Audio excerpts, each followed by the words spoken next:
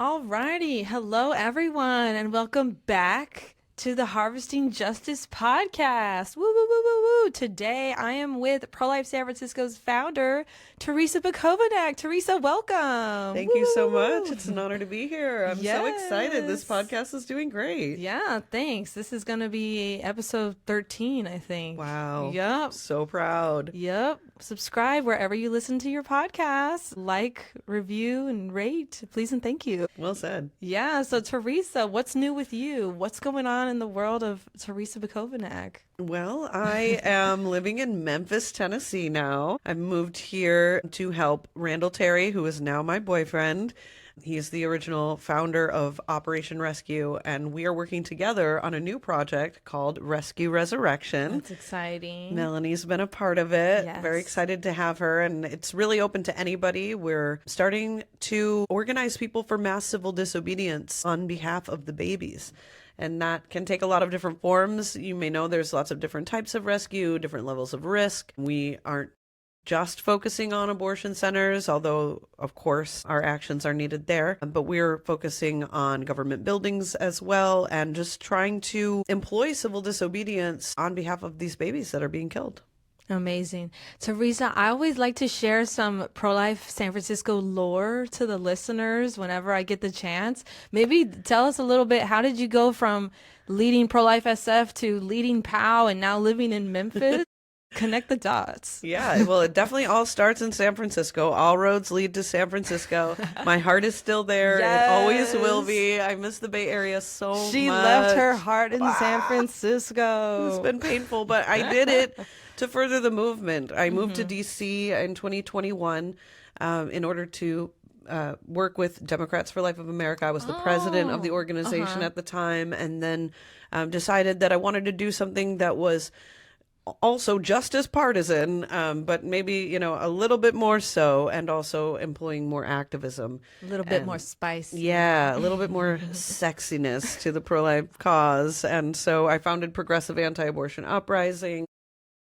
We are coming at the pro-life issue from a leftist, progressive point of view, but we're also organizing young people, well, people of all ages, really, for direct action on behalf of the babies. So our mission really kind of flows into the mission of Rescue Resurrection. So that's why POW is a part of it, and also to show people that there are progressives involved in this movement, that it's not just conservatives, it's not just rescuers from back in the 80s who are reviving this. I mean, they're involved too, which is really critical. Totally. The intergenerational organizing is so critical to our success. But we're organizing people across the political spectrum, and I think POW's involvement really shows that. What does it mean to be a pro-life progressive, and how do I know if I am one? Well, if you regularly cringe during conservative talking points, you might be a leftist. You too might. If you have concerns about the way ICE treats people in this country, you might be a leftist. I've always had pretty left-leaning views, and I think which is pretty typical for young people, for women, but I've always had kind of a sensitivity on the abortion issue, and I would kind of wonder, like, how does this fit in with my other leftist views? If it's supposed to be championing the cause of the marginalized, then what is going on with abortion? And over the years, I just realized that you can't be progressive unless you care about the babies, that there's no liberation for anyone without the unborn, because our liberation is tied to each other. And that just became much more apparent to me over time. And I found I'm a secular person, I'm an atheist, and I found other non-religious pro-lifers out there, and that gave me a little bit more confidence. But I think that there are a lot of people with left-leaning political views who recognize that being pro-abortion does not fit into that ideology. Yeah. And I'm trying to just be that representation for people so that they don't feel alone, and so that they can be seen and heard, because the more of us that step out into the light and say, hey, I'm a leftist and I'm against abortion, it gives permission to everyone. And that's when we're going to see real change. I totally agree. I feel like within my own pro-life story, I mean, I was never political growing up. Probably that's the experience for a lot of people. You don't even think about politics. It's not something that's spoken about in the home. But when I got involved in the pro-life movement, that's when I naturally just fell into camps of very conservative right-leaning peoples. And so naturally I'm like, okay, well, I'm with these people, so I Right. guess this is what I think too. And I feel like groups like Pro-Life San Francisco, POW, Secular Pro-Life, Rehumanize, et cetera, started giving me permission to feel like, actually, I don't have to try to be a cookie cutter pro-lifer, like an image of what I thought a pro-lifer must be, or I don't know. So I feel like as to my point, that groups like PLSF and PAL gave me permission that I could fit outside of a box. I didn't have to try to be just one box, black and white. And for that, I'm thankful. I look at you now, an icon, Yeah, she's an icon. She's a running circles legend. around other pro-life activists. Girl, let's talk about your connection with fetal organ harvesting. I know that that is something that is heavy on your heart, something that you were actively fighting against when you were leading Pro-Life San Francisco. Maybe tell us about your connection to the fight against fetal organ harvesting, since this is the Harvesting Justice podcast. Yeah, thank you. I did basically start the campaign against UCSF when I lived in San Francisco. I had a friend who interviewed for a job. He was a scientist, and he was interviewing for a job that would have required him to handle dead babies at UCSF. And that really sparked my interest, of course, as a pro-life activist. I was like, what are they doing? Tell me more. And that's when I really dove deep into some of the work of David Daleiden, and he helped me really kind of recognize what was happening there and to build a campaign. I built the campaign, but, the educational process. And a lot's happened since then. We did a rescue there. I'm still, as of now, there is a protective order. Yeah, the abortionist Eleanor Dry, who works there at UCSF, she has a protective order against me and a couple others who were involved in that rescue. But hopefully, we're hoping that they will be able to make a deal soon. But it became kind of a thing where we were having an ongoing interaction with the folks who are perpetuating these evils. And but then later, when I moved to DC, I was doing activism with Lauren Handy, and although we came upon a box that was being loaded onto the back of a truck by a medical waste truck driver, and we asked him if we could have the box. He gave it to us. We opened it up. There were 115 aborted dead babies in the box. And while these babies were not necessarily headed for fetal organ harvesting, they were actually headed for an incinerator in Baltimore to help power the city of Baltimore. That's crazy. But they were the same, some of them, at least 5 of them, were around the same gestational age as many of the babies that they harvest at UCSF. And that experience of actually seeing these babies face to face, some of them ripped in half, some of them totally pristine, looking like they were born alive and left to die, like Christopher X, or Harriet, who appeared to be a victim of partial birth abortion, which is a federal crime, and a procedure that is likely used in fetal organ harvesting to get the freshest organs. So it gave me a very unexpected and life-changing perspective on the fetal organ harvesting issue, because I really saw these victims face to face. I know what's really happening. And it's like I knew it because I knew the facts that I had been studying, but I didn't know it until I saw them with my own eyes. It's just one of those things you can't unsee. Like a lot of times pro-choice, you hear even abortion doctors will say, well, the reason I did this is because I saw women dying from illegal abortions, and I was moved to, become an abortion provider. And I think similar to that, but different, this experience is something that will shape my activism for the rest of my life. Yeah. And it just really lends to just the authenticity of what is motivating us. It's really just the encounter with death and the destruction of humankind and human conscience. Yeah, it was a horrible experience, but I'm grateful for it because it's made me a stronger and better activist today. Yeah. And this March will make 4 years since you and Lauren intercepted the box. Yeah, that's right, which is pretty devastating because the 5 largest babies are still sitting in the morgue in Washington, D.C. Yeah. They certainly haven't had an investigation or an autopsy, but they also haven't even gotten a proper burial, something that Congress has repeatedly called for. I don't know what's going to happen next, but we're continuing to push for justice for these babies. I know that there are potentially some briefings happening with the FBI and Congress, but we don't know the outcome of those conversations. And above all, we want to make sure that these babies are at least given a dignified burial at some point. What can we do to help in the fight for justice for the 5? You can talk about them. You can post pictures of them. You can call your members of Congress and ask them to get justice for the 5. There are ways that Congress can get the DOJ to complete their investigation to ensure that these babies receive a proper burial, but we can't let them be forgotten. This is a rare moment for the pro-life movement that we even have these bodies where people can actually see the victimization that's happening. It's our modern day abortion victim images. It is. And if we don't force the American people to look, if they are never forced to contend with the reality of these bodies, of these babies, then what are we even doing as a pro-life movement? If we're not putting a total spotlight on them as the victim, then we're just going to lose a major opportunity. So I just want to encourage everyone to keep calling. I know it might feel like older news, but it's never going to be old news, because every single day in this country, 2,363 babies are killed by abortion on average. So as long as another day goes by, we can't let another day go by without these babies being known, seen, and heard through our own voices and actions. Let's talk also about what can we do in the fight against fetal organ harvesting,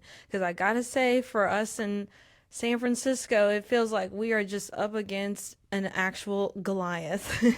And we are the small Davids. Give us your wisdom. You're right. In the end, or that's what they say. I think that we really only have the option of nonviolent civil disobedience. That is our best option for making any change in San Francisco. And so, I know that you're not facing any charges in California right now. Maybe it's time. Ooh. Well, gosh, what else should we talk about? What else is there? I felt like that was pretty thorough. How long have we been talking? 14 minutes. How long do you want us to talk? I was thinking like half an hour. What can we say, like, what's coming up for PAL? Like, what's new? What's on the horizon? Or what else? So, Terrisa, recent news. Don Lemon's arrest. Talk to me. Yeah, it's pretty wild. I almost couldn't believe it when I heard it. But Don Lemon, who is an ex-CNN anchor, he's a world-famous journalist. He was arrested and charged under the FACE Act for being present, or his part in the Minnesota church disruption that happened recently. And it's really shocking, because this law was created to oppress pro-life activists and to suppress pro-life activism. And here we are watching in real time the Trump administration actually, and Trump's DOJ going after leftists for their involvement in a church disruption. I'm really hopeful that this will cause people on the left to recognize the injustice of the FACE Act, realizing that there are state level and local laws that address trespass, that address disruption of the peace, even disturbing a religious service, but that this draconian federal law is used literally as a political weapon. And all it does is prevent people from being able to peacefully organize mass civil disobedience, which is so important in our nation's history. And the thought of like the FACE Act being employed during the civil rights movement, for example, it would have absolutely crushed that movement if anyone who was involved in civil disobedience was up against a FACE Act law. And ultimately, because of the federal prison risk. And if each administration is just going to keep using the FACE law to prosecute nonviolent activists who are their political opponents, or who they perceive to be their political opponents, we're going to totally erode our democracy. Now, I was like really hopeful when it first happened, but since then I have seen very few, if any, major pro-life groups coming out saying that they also denounce Don Lemon's arrest and that FACE should be repealed. You know, I see a lot of people kind of falling into the idea that FACE just needs to be applied equally, or that it needs to be changed so that we can only apply it to leftists. And they're missing the point. And I also haven't seen a lot of leftists coming out talking specifically about the FACE law. I've seen them saying, oh, well, Don Lemon wasn't actually part of the disruption. He was just a journalist, and that's what the outrage is about. But in reality, all of the people who were involved in that disruption, none of them deserve to be rotting away in federal prison. Yeah. This is unfair. It is unjust. And this should be an example to all of us on how we can come together, regardless of your political beliefs, to recognize that people deserve and must have the right to peacefully demonstrate and to employ civil disobedience. Otherwise, we just don't have a functioning democracy. Tell me why civil disobedience matters. Tell me why nonviolent direct action can change history. You know, I first got into this through the animal rights movement, and I was exposed to authors like Gene Sharp. Gene Sharp is one of the leading experts, or was one of the leading experts on nonviolent civil disobedience. He wrote the book basically on it, and his idea was that power is not monolithic, that power is given freely by the people to those who have it, and that that if people choose to disobey, that if they choose not to, if they don't give consent, then rulers cannot rule. And so the idea is to move power from those people who are killing babies to people who don't want to kill babies. And the only way to do that, other than violent warfare, which is totally opposed to what we believe, it's not at all in line with the pro-life ethic, our only option really is to disobey laws that protect child killing. It is through that civil resistance that you see social change start to happen. And that's what we saw with Gandhi's movement, with MLK's civil rights movement, and later in Eastern European countries like Lithuania, Estonia, Latvia, and also like the Balkans, Croatia, Serbia, Bosnia. There were several civil disobedience efforts made to grant independence to people and to oust dictators and to actually change the political makeup of a nation. So if that can be done in countries where people are facing like death penalty action for engaging in nonviolent civil disobedience, and they were still able to make inroads and make major political change, then certainly we can in the United States, where we have a freedom of the press, we have a freedom of speech, and so far we mostly had the freedom to peacefully assemble for protest and civil resistance. And that is really just the only way that we know of that can shift power in that way, through without having to shoot a single bullet or drop a single bomb. Yeah. As you were talking about that people were risking the death penalty, it makes me think like, wow, those people truly believed in the cause that they were fighting for. And then my mind goes to us in the United States pro-life movement. I'm thinking like, do we truly believe in the cause that we are fighting for if we are not willing to sacrifice? Yeah. We're not facing the death penalty. I know Randall Terry likes to joke of like, no one's going to get waterboarded. No one's going to get thrown off of the plank. Like, you're probably not going to be shot on sight. Yeah. We really have such a clear pathway to engage in this type of political action, and it is going to help us change the situation for babies. But if we just think that we're going to do it through social media posts, respectful conversations, podcasts, calling your members of Congress, we're fooling ourselves.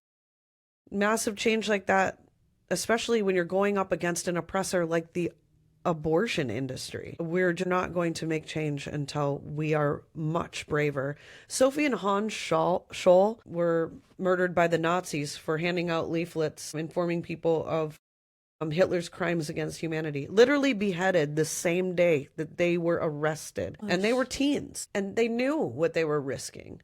They knew the violent oppression that was happening from the Third Reich, and they knew they were risking their lives. And they did it anyways because people were really getting murdered by the millions. And that's happening now. We don't have to risk being beheaded the same day we get arrested. We really don't. But we do need more bravery, and we need more activists willing to make serious sacrifices on behalf of these babies. Otherwise, the political power will not move. And when we look back at the inception of Operation Rescue in 1987, abortion was not even one of the top 10 issues. And then when Operation Rescue came, they had hundreds of thousands of people. Hundreds of people at each abortion facility, and they had 75,000 arrests between 1987 and 1994. That dwarfs the arrests made during the civil rights movement, which makes it the largest peaceful civil disobedience movement in the history of the country. If you've ever read the book Wrath of Angels, it really links that particular movement to the formation of the religious right, which ultimately gave rise to the first pro-life political party. There really is no other major country in the world that has a pro-life political party. And unfortunately, we don't now either, because the Republicans have basically taken it out of their platform. We can get it back. And one of the ways we get it back is by demonstrating with our bodies en masse that we are willing to sacrifice for this cause, that we will resist laws that allow for child killing in this country, and that we can make abortion a top issue again. And right now, abortion is no longer in the top 10 issues facing voters. Even though there are literally nearly 3,000 babies killed every day, it's not even in the top 10. And so we're in the same situation again. And we know from history that change can be made, but it is going to take a little bit of courage. It doesn't even have to be a whole bunch. It really is just a little bit of courage to risk arrest, or to do anything that is violating some statute or whatever that protects child killing in order to make social change. As you're talking just now, my mind went to the theory of, do pro-lifers actually want to end abortion, or do they just want to keep their jobs? Like, do they actually want to work themselves out of a job? Yeah, sometimes it feels like people just want to be in a club, or like even being at the March for Life this year and every year, it often feels like just an indoctrination tool for conservatives. Like they're touting this entire lifestyle choice, like get married and have kids. A lot of the signs said it's a Charlie Kirk quote. Oh yeah, I saw those signs. Yeah, is that really what we're here for? Like, because we think that you should live a certain type of lifestyle?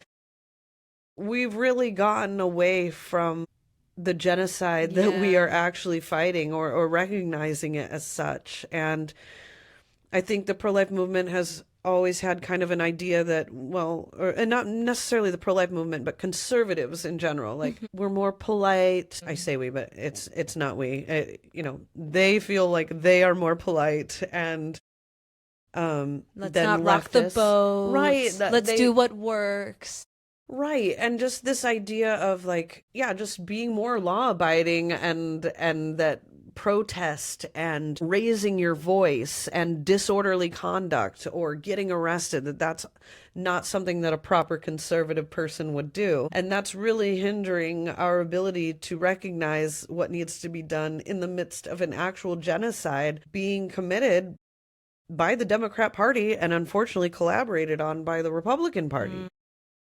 And I think that can change if enough people recognize that that's what's happening to this movement, that we're watering down the genocidal reality of abortion. That can change. But, it's up to all of us to make that change. Wow. Well, it's been such a joy getting to chat with you, Terrisa, our Pro-Life San Francisco founder. I'm so proud of you, by the way. Thanks. I'm so proud of Pro-Life San Francisco, and the effort must continue there. And I'm going to be there to help along the way for sure. I'm never like fully gone. But I Because your just, heart is in it's San literally there. Francisco. It's literally there.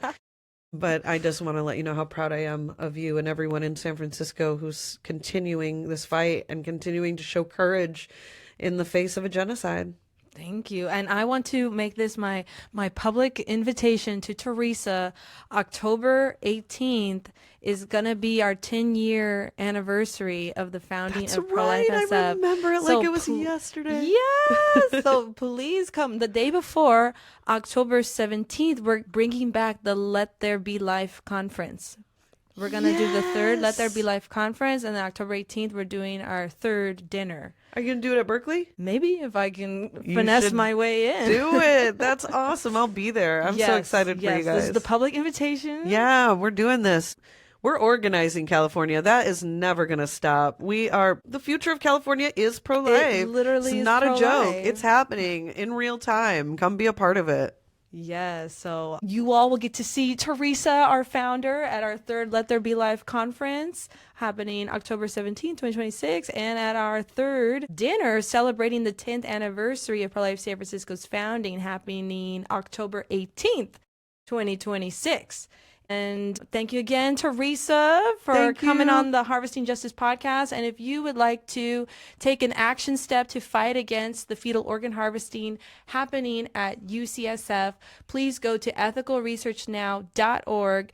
Do the action step. Let your voice be known to all the people in power within the University of California system, and subscribe to our email list on our homepage at prolifesanfrancisco.org to stay in the know of all upcoming pro-life events and how you can get involved with us. So thank you again. And until next time, Harvesting Justice podcast over and out.